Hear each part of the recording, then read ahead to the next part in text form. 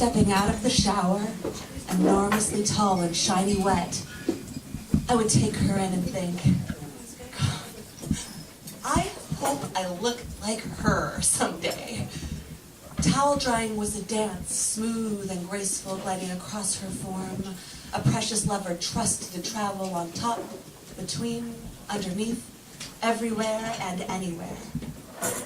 After that, she would begin the ritual, replacing moisture of water with something more permeating. Onto long, hairless legs, bronzed from years of sunning, and firm breasts that stood defiant despite nursing 2 children. Then her face, small and fragile as a glass angel's wings.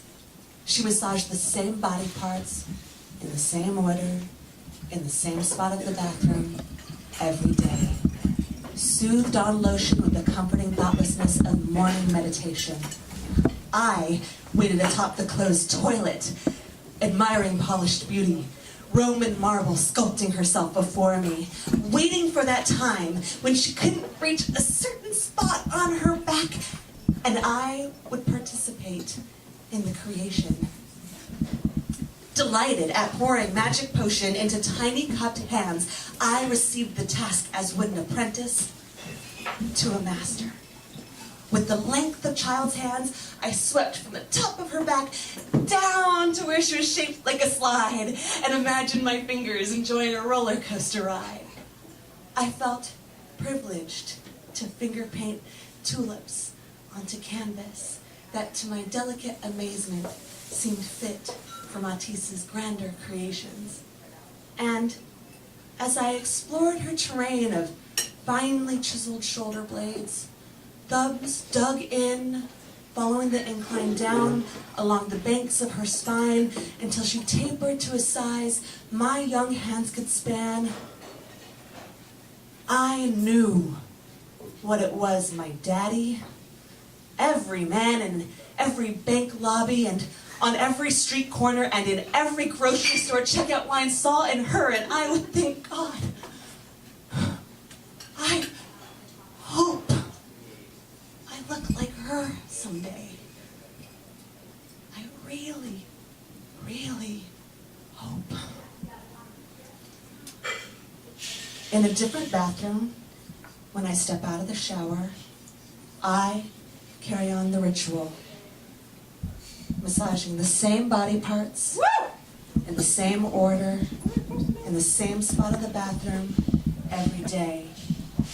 I fill this frame with images from memory, so that even when it's my figure I'm looking at the mirror, I see images of her drawn across my contours. Woo!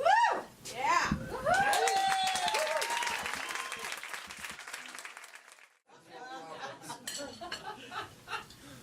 Here at the Sinner Saint Burlesque Inheritance series, we are exploring the Maiden, the Mother, and the Crone, the OG Holy Trinity. Our big sign is like this. Yes. And because we're exploring the Mother, right, you are about to bear witness to the creation story, where the primordial Mother brings together the 4 fundamental forces and thus births the spark of the universe. Children, help this mommy welcome the primordial mommy, aka our featured guest to the stage. She is Delilah.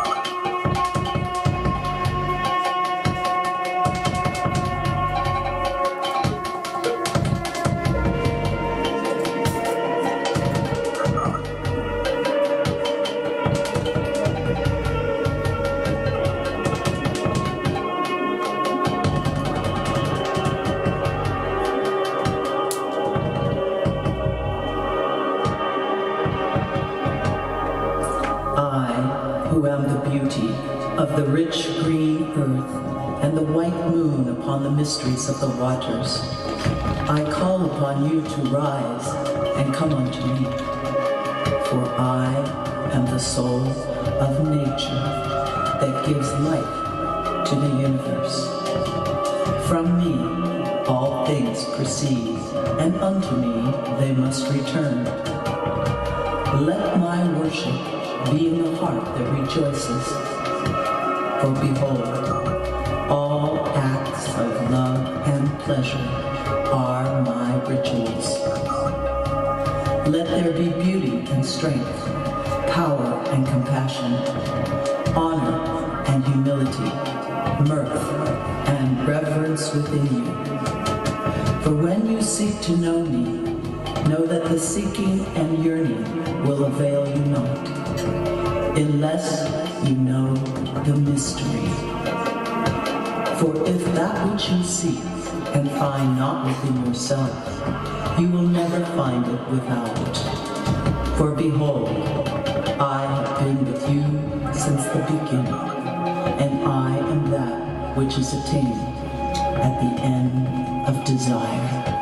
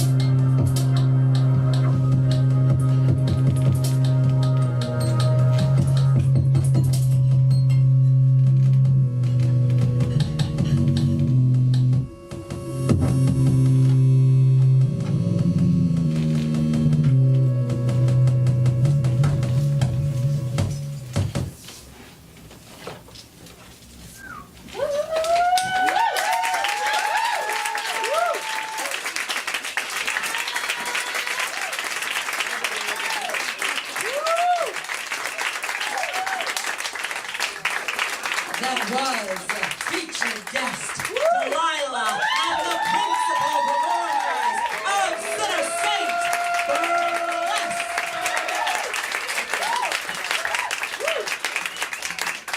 All right, my darlings, my deviants, mommy's looking at you. She sees you.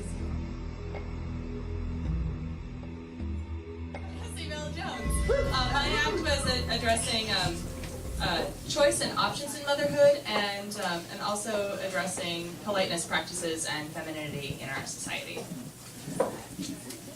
I am Nicola Tisla, and our act explored competition. I'm Lady Tatas. Our act also explored expectations that society puts on mothers. I'm Ellen Sinclair, and I was doing an on-stage ritual to my own personal story of egg donation, oocyte donation. I'm Donia DeCory, and I was exploring the selflessness of motherhood and need for differentiation. I'm Delilah, and I was birthing the universe.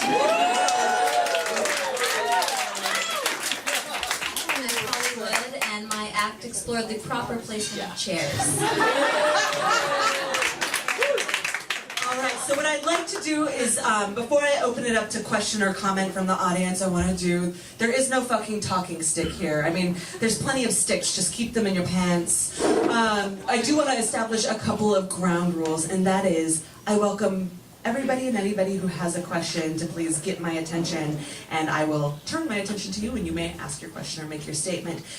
You may say more than one thing. You may say many things. You may say no things. But what I want to do is make sure that everybody who wants to say a thing gets an opportunity to say a thing. So that means if you're someone like me and you talk a fucking lot, I will lovingly and nurturingly cut you off and go on to the next person. In the most polite, Diva Deviant way possible. So, anybody want to kick us off with a question, comment? Anybody want to start it? Yes. I'll start it. Diva, I actually would like to ask you about your piece. Sure.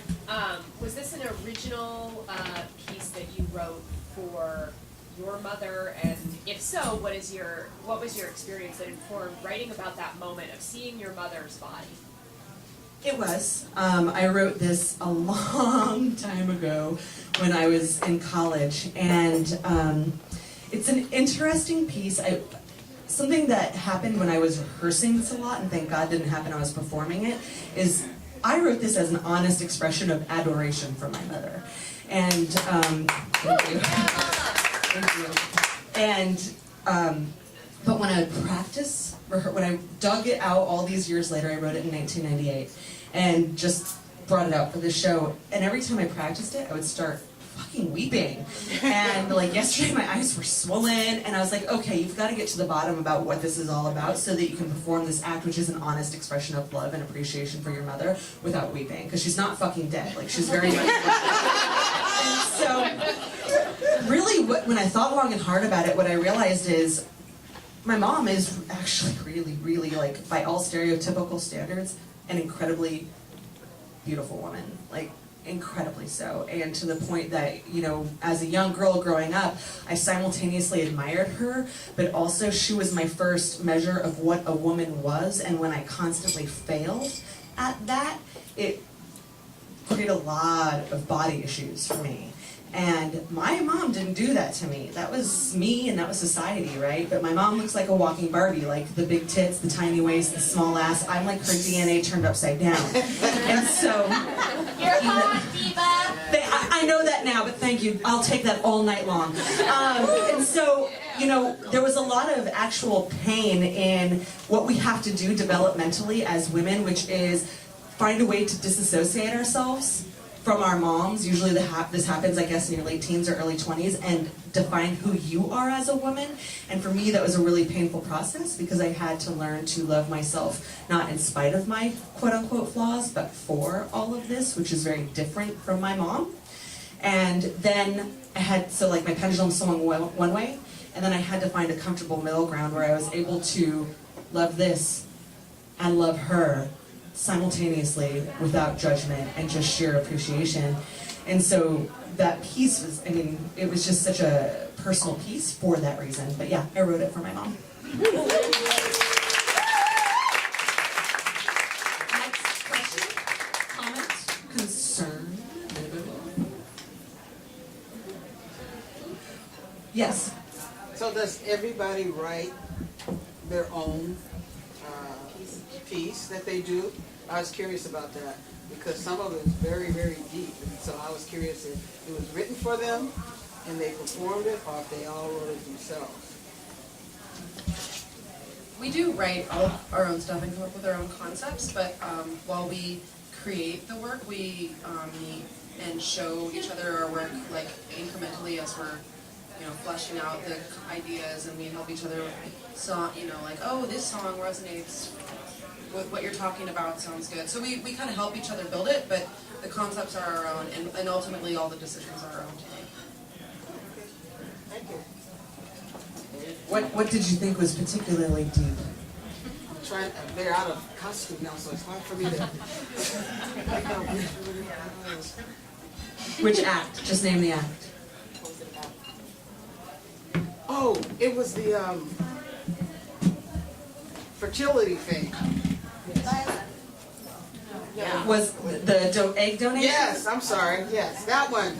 Did you have any questions about that specific act, or what about it struck you? It was so intense. We were talking, but I have to say the last act, I was just kind of a little freaked out. Thing, and it was so intense that I was like, what is this? What is it? But towards the end, I got it. It was very good. No, you were very good. And the eyes and everything, very good. But I was a little freaked out. And I'm glad you explained it so much. Oh, okay. That was very good. I'm coming back, but I was a little freaked out. They were laughing at me. Have you ever witnessed birth? It is fucking messy. In the back, you with the blonde hair, lightly raising your hand. Hey, Jesse, tell us about your piece. That song was extraordinary, and when I realized that you tossed your baby over the edge, I gasped. Yeah. I was like emotional about it. So tell me how you came up with that. Sure. So this piece is actually a reprise from our Revolution show that we did a year ago. The song is an ode to Billy Joe. It's by Bobby Gentry, and I mean it explores infanticide, which is I guess a motherhood choice of sorts. So I mean, which is part of why I chose it for this show.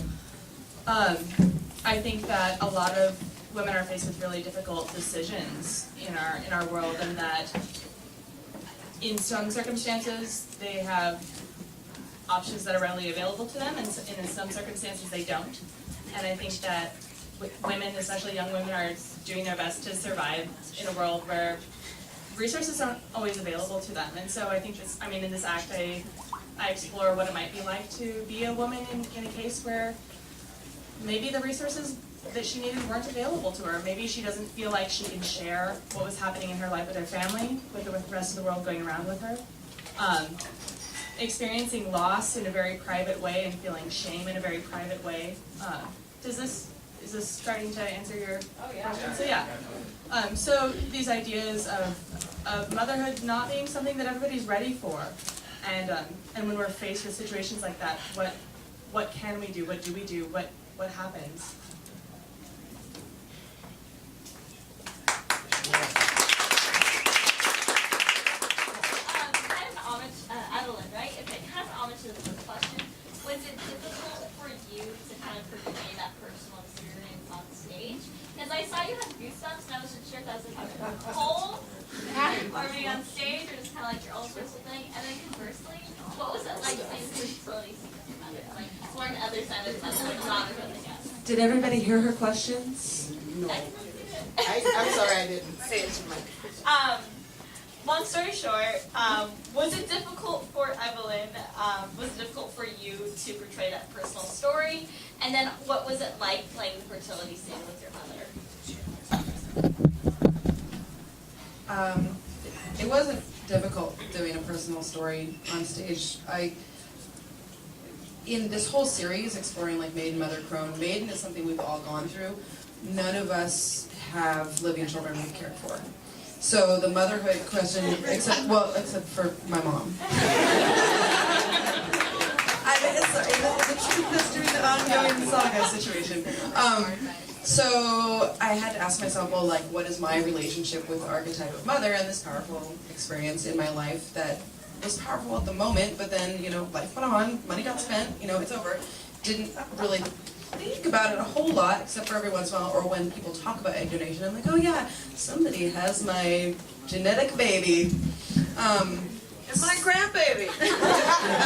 So that, like, exploring that wasn't difficult. Those were goosebumps out of just like what I was going through. All the words in it were all real from the letters we exchanged through Seattle Reproductive Medicine. It wasn't an anonymous donation, so we didn't actually make contact. Although they opened the invitation, which I have not taken them up on.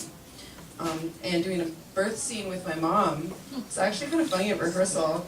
When she first started doing like the labor sounds, everyone else in the troupe was like, "That's awesome! You gotta really do that!" And I realized that it kind of shook my memory of being there when my sister was born, and being 4 years old when my sister was born, and being scared, like what's happening to my mom. And so it actually kind of like scared me at rehearsal. I'm glad we rehearsed it a couple of times. Because it scared me. I was like, why did it scare me? Oh yeah, because I was there when this really happened. I was 4, I didn't know what was going on. Do you want to talk about doing fertility scene with your daughter? Yeah! Fertility scene with my daughter. Fertility scene with my daughter. Well, I think I would like to respond to working with Sinner Saint because they're just so awesome. And somebody mentioned, how do they do this process? And they're so friggin' professional. And they are so closely knit, and they read each other's minds, and they really do bounce off each other, and it is a group process. It's pretty amazing. Coming from the outside and not, it's a little scary working with all these professionals, and a great honor. My piece is supposed to scare you. It's primordial. It's birth. And it's awesome. And it's powerful. And it's scary. And it can eat you alive. And birth? Nonsense.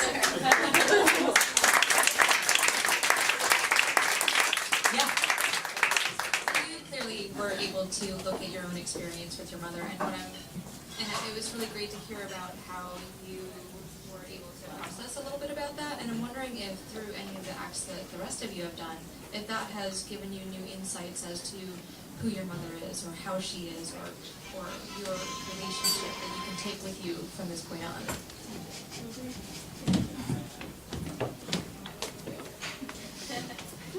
I'll say a thing. This whole show has made me miss my mom big time. My mom doesn't know that I do this at all, whatsoever. She, she's Mexican and very Catholic and would freak out if she knew that I was doing this. And so, but at the same time, my mom is the funniest person I know. And my humor and everything that I do on stage is directly her influence. And so it's really weird to be like, everything that you guys are enjoying is an influence of my mom, but she will never know. Because if she knew, she'd be like, oh my goodness, like, what did I do wrong in this whole process that you were on stage taking your clothes off? But the whole time I was like, I really wish I could share this with my mom, because if she were to get over that, she would actually think this is really funny.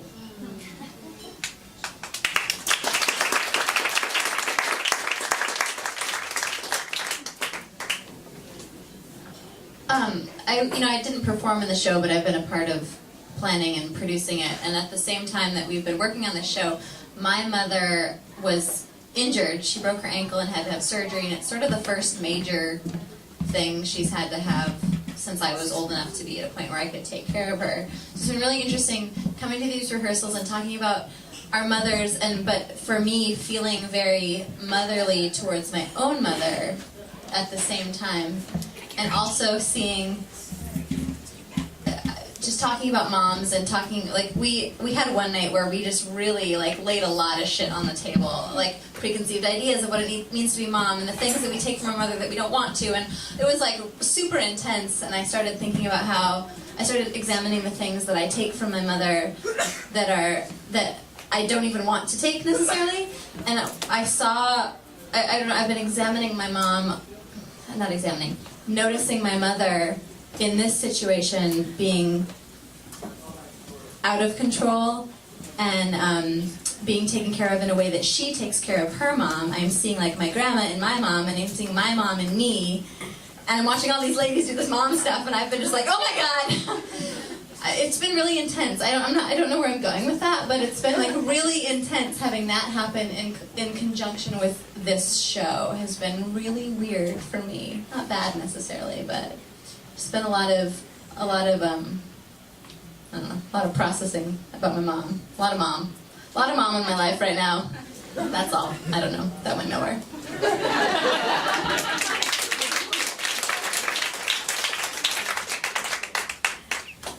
Anybody, somebody has a thing. You, sir, what would you like to say? Hi. I just want to say first off, like, thank you guys so much for this. This is one of the best. This was like burlesque. It was just like so fast and just like, oh my god, all the feels at once. And I really appreciate, like, every single act was so like powerful in its way, and I really appreciate you guys like coming out and like talking to us afterwards, because I think that's really good to go like process it. The actual questions I have, I feel like are actually sort of like inconsequential, but just out of curiosity, in the like Tiamat birthing the universe one, which was fucking metal and amazing. Were each of the four people on the ground, were they supposed to be an element? Each one? Okay, because I was like forces. Okay, that was what I was trying to. And I thought that, but I was just like, which one is which? I was like, I figured Evelyn was Earth. No, they were forces. Yeah, I want to know. Everybody tell your force. Yeah. Electromagnetic force. Like lightning, really. Strong force, which is the force that bonds atoms, I guess. Yes. Gravity. I was the weak force.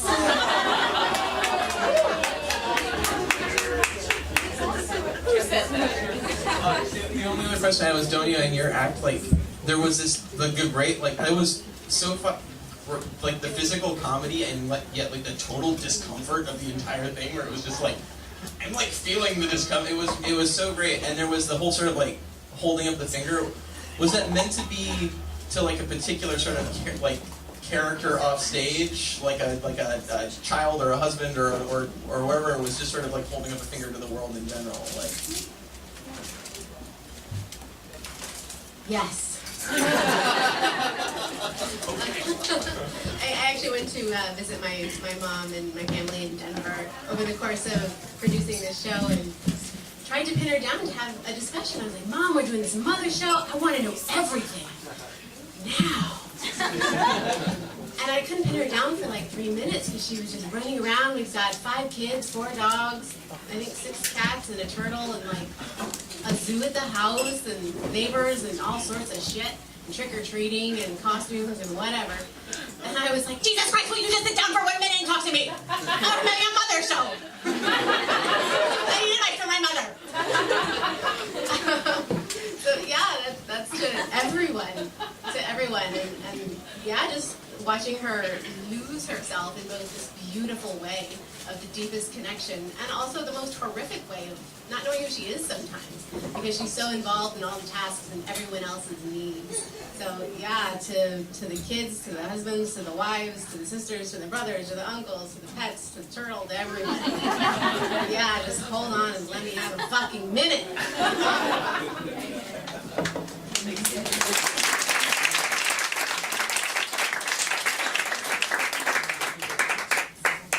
Yes. Hi. First, I want to express my gratitude to the performers of Sinner Saint. Everyone, give me okay? Because I'll talk all night. I've got a microphone. I am so grateful that you have chosen this art form and you are putting yourselves on stage. Thank you so much, because titties are awesome and you're beautiful women are awesome, and performance art is awesome, but somehow with Sinner Saint, you are so special in that when you combine the woo titties and the performance art, it's greater than the sum of those two parts together. And when I see your shows, I'm deeply moved. So this particular series I've been really excited about. I was here for the Maiden, and I was really deeply moved because I am a mother, and my question is going to extend towards other mothers in the audience. So, pardon me, sorry. There were aspects, especially the mom competition part, that I relate to, and the birth creation part. Delilah, you fucking rock my world, thank you, that I relate to. And Donia, the on the phone, oh my god, shut up kids, I relate to. And I found, but the parts that made me cry, the Tallahassee Bridge, thank you, is, I haven't experienced that, but it moved me, and the one that really and particularly described me was yours, with the egg donorship, and it was startling how moved I was by that, so thank you for sharing your personal story. So what I was curious about was who here in the audience is a mother? Raise your hands, moms! Yeah, raise your hands, moms. Thank you!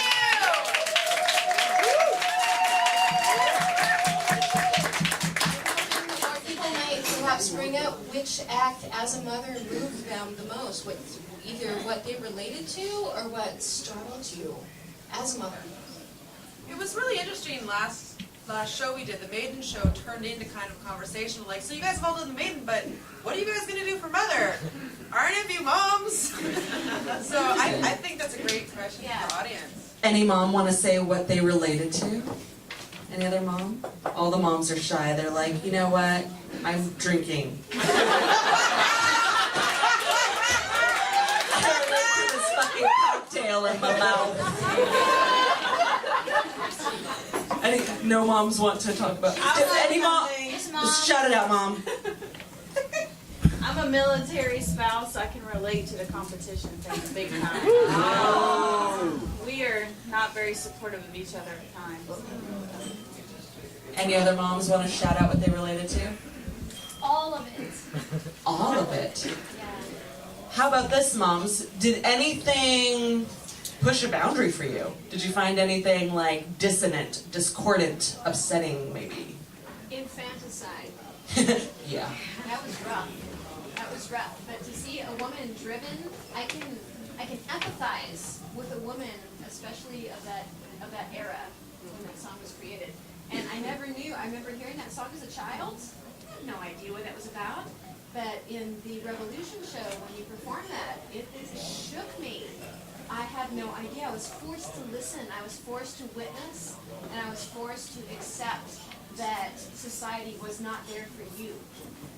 And what are the choices we have now? What are the choices? How can we support each other? How can we must support each other. We must be there. We must foster empathy. We have to. That's the only, we have to. I want to make a quick point of clarification. That act is not autobiographical. I feel like so many people are creating from their heart, from their personal stories, and I just want to make absolutely clear that nothing like that has ever happened. Putting it out there. Yeah, because it happens. The story has to be told. Yeah, The story absolutely. must be told. Yeah, it's not my story, but it is a story, and it's a story that needs to be acknowledged. So, I don't know, I mean, some moms raise their hand, and for the cast and I, like, who feels the pressure to be a mom? I know that I have, and I still don't know how to deal with it, and I feel like that's a conversation, like, we all have the potential, and it's a really beautiful one, but I still don't know I don't know if I want to have kids, but I feel that pressure big time. So, like, how do you deal with the pressure of potentially being a mom? I don't know. I think a lot of us wanted to make an act about kind of wanting to be a mom and not being ready to, but none of us knew how. Honestly, I think that was put on the table a couple of times about that pressure, and none of us really knew how to striptease that one.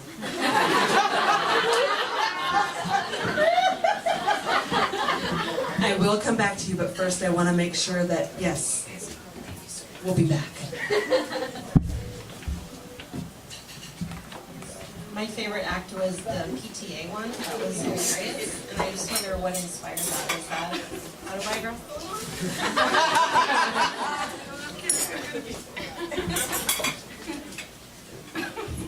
So Nicola and I started talking about this act about a year ago for a show called That's Fucked Up. It didn't work out, but we kept talking about it, and my mom, I grew up in suburbia, and my mom was a total PTA mom, and she still works in the school district, so I asked her a lot about her experience while we were making this act. And it totally showed me a whole different side to my mother. I saw this vulnerability that was really, it's just it's so hard in that world. I don't know personally because I am not a mother, but she would tell me some of the things that would happen in the school that would just shock me. I just can't believe that women would treat each other that way, and society puts these expectations on mothers and in that sort of culture that I can't even believe that happened. So I totally feel for people who are going through that. So we also came up with this act because we organically would be backstage, and this was just something fun. We would sit next to each other when we were doing our makeup, and we would be like, oh, is that Kmart brand you're putting on? oh, do you have a black eye tonight? And it was just and that's how it started. It was this ridiculous competition, and it was funny to us, but then we were we should make an act out of this. So anyway, that's how it started. So quick aside, Maji, if you need to go. Hi everybody, that's Maji, and she is a videographer, and I know she has another show to video tonight, so hi, don't mind her. You got a question? Men in the audience, what moved you most and why? Yeah. Man, anybody want to? What was the question? Repeat the question. Men, what moved them most and why? Actually, all of them, but one particularly for me was the Billy Joel one. Because I'm old enough to, when that song came out, I was in the generation that listened to that stuff. And we all kind of knew what the background was, but it never really was cemented until tonight. And that put tears in my eyes. That's a song that I've known since I was a child because my mom used to sing it to me. So, yeah, it's kind of great. The other part is how complacent everybody else was. They were just oblivious to what had gone on. It's like what just passed through years. Any other men want to share what moved them, or maybe what challenged them? Yes, sir. Shout it out. Okay, sure. It was yours. For me, it was the study of your mother's body. For me, when I was 9 or 10, I would love nothing more than sitting in my father's lap and running my hands through his forearm hair. He had this golden brown forests of hair that I would just run my little hands through, and it was just this magical masculine wonderland. And I just loved it. And he's a new family now, a new wife and a new son. He shaves his forearms. And so I've never had the heart to tell him how kind of sad that makes me. And that he's just raised the forests of my youth. And what kills me is that he hit me very young, so I'm the same age now that he was when I used to run my hands through his forearms. And I look at my forearm hair and I'm oh, that's nothing compared to that. But maybe it's one of those situations where I'm older now, so it looks like lead. But yeah, so I related to yours very much, and just the connection with your parents' body. Thank you for sharing that. Really sweet. My heart is swelling with love right now. I want to rub my hands through your wispy forearm hair. Post show. Any other men want to share what struck them most in any way or the other? Yes, sir. It's the mayor, people. The mayor of Seattle Burlesque, Paul Filion. what strikes me is motherhood, this opportunity, this ability to create life is something I'll never experience. And I was seeing different aspects of that from each of you and thinking, wow, I'm older now, I'll probably never have kids. And I will certainly never ever be able to experience that ability to create life inside my body. And it's like, I just kind of, like trying to reach out and capture a little bit of each of the acts to feel a little bit of that in me. And Evelyn, your piece really stood out to me because there was that choice, that decision of, I'm going to share this, I'm going to give this to someone. And that was like, wow.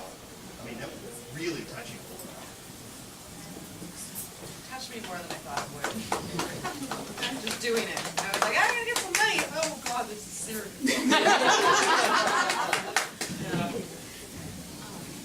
I feel like one little glimpse into the birthing process is that, and I know that you know this experience is the creative process, and I feel like that really mimics like the birthing process in some sort of way. And for me, making the show, like, it really hit home for that.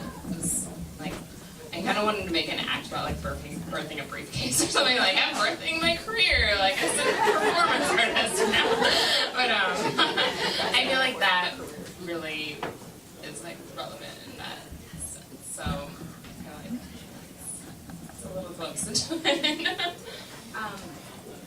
I don't have kids, but I work with a lot of kids, and it's interesting because I'm not a mother in the sense that like I birthed, but I spend more time with the kids that I work with than the parents do.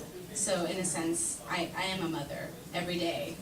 And it's interesting to me because I feel like any challenge that any mother would have with their maternal kids, I have with these kids that I'm not their mother. Like at the end, I'm not. But they ask me questions that like really challenge me, and I have to answer them like a mother, you know, because the day that I spend with them is longer than their parents do, and I don't know how to deal with it sometimes, and I break down maybe like a mother do because they ask me these questions. I'm like, well, I don't know, like. You know, or like some days when I'm having a good day, like I'm like, well, you know, blah blah blah, like it's this and it's that. But I mean, it's hard because I sometimes don't know where to draw the line. Like I'm teacher Nancy, and then I'm like, I am your mother, because it's often like really blurred because of the time I spend with them. So in many sense, like I feel like a mother a lot of times.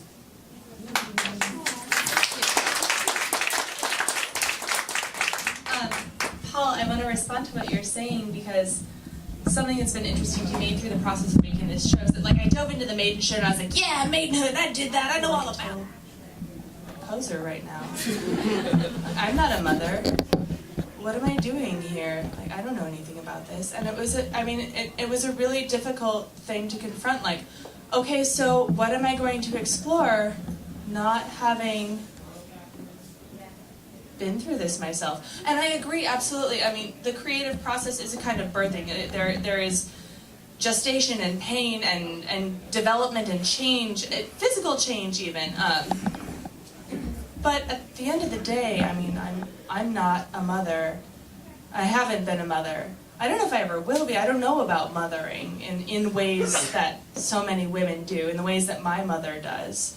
And so, I mean, to hear you say that, I mean, my heart to your heart, I can relate to that feeling of disconnect. Even as I am up here on this stage, having done these things in front of you, inserting myself into a show about motherhood, I want to like confess that. It's really interesting in the creation of this show. We were, I got brought into a little bit later than when they started the conversation, but at some point actually Evelyn was like, well, I don't know, just because none of us are moms. And I was like, also, none of us are botanists or mermaids, and none of us are museum statues or, are queens. So we're not a lot of things that we have no problem getting up on stage talking about, but this really struck a chord for us.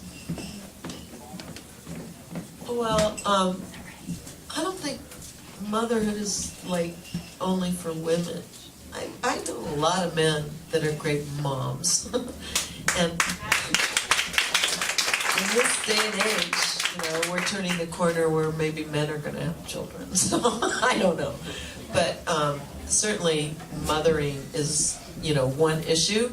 But the physical process of giving birth is really awesome.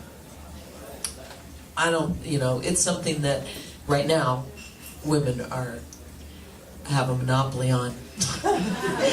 And we stand on the threshold of ushering new lives into this world, and that is one thing, but it's not motherhood.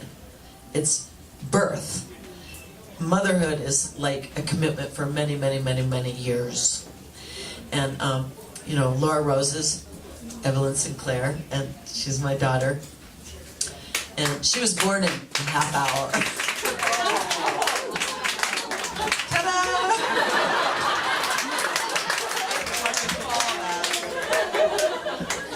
I think something also super magical about the idea of motherhood is mothering your own life. And mothering yourself and having the opportunity to rebirth yourself every day and every minute. And that's a little bit more of a spiritual woo-woo kind of thing, but everyone has that opportunity to rebirth yourself, to mother yourself every single moment. One of the things in terms of when you were asking about like what the men in the audience kind of related to, and I realized like almost all of the acts were about like the choices you have to make, like when you have kids, and the amount of time that's sort of like taken away from you, and how there's a certain loss of control, or you become someone else because of this, and the worry about that, and we're all like artists, like our babies are our art, like our songs or our burlesque acts or whatever the art is that we make, and like that worry that like you're not going to be able to keep making your art if you have kids, and that's what I related to. That's what I realized like in the course of where it's just like, there's a lot of reasons why I haven't had kids at this point. It was something I always thought I was going to do, and then certain things kind of took that out of my control. But now that I'm just like, I don't know if I ever could, because I don't know if I could keep making art if I had this life that I was responsible for too. And plenty of people obviously do it, but I mean like that I realized, that's like congratulations for doing that, because I don't know how I would. I don't know how I would keep making art and also really be a good parent to a child. And that was something I really related to with it, because it was that sense of having time taken away from you, the choice of that. My best friend and I in high school used to, our whole plan was breed your own crew. Have the babies and then put them to work to make your outfits. I don't know where I got that.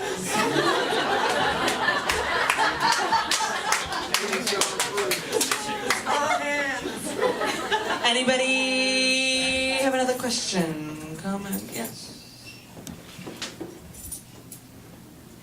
Yeah, the juxtaposition of the spoken word with the pieces that you were doing, especially Evelyn and Delilah, really moved me as much as the movement and the emotions that you were sharing with us. It's clear to me, Evelyn, where yours came from. You've told us those were the words that were actually shared between you and the recipients. I think I recognize the words in the creation piece, but what can you tell us about that? Oh, yeah. I mean, the monologue is from the Gnostic Gospels. It's called Charge of the Goddess.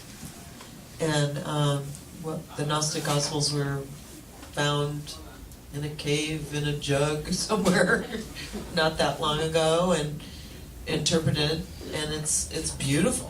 So, I mean, that's just a tiny piece of many, many, many pages. Just grab some of the paragraphs. Really, it's really beautiful.